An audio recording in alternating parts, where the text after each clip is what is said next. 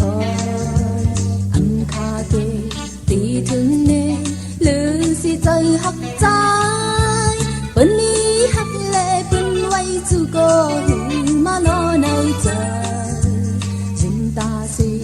อำสูงพันหักเนื้อใจก็ลีตีหันหักอ่อนผลโหก็ลายยาวเอาตั้งหักอ่อนตีสวนลอดปุ่นเอาไหลเงินคำแลไหลเฮือนกาในใจซื้อก็กันเลยอันไปตามอันเหมือนอันไหล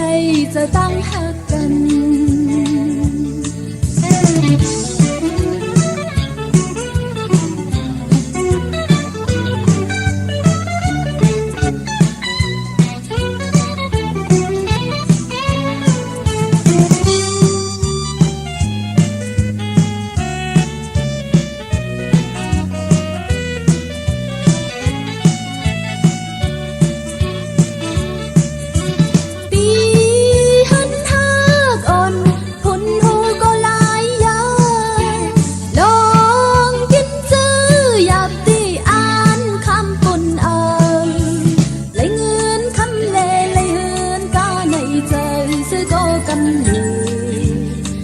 ไปตาม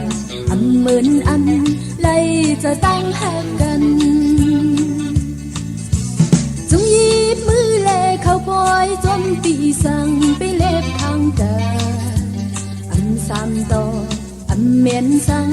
เผาหันเผาหูจอ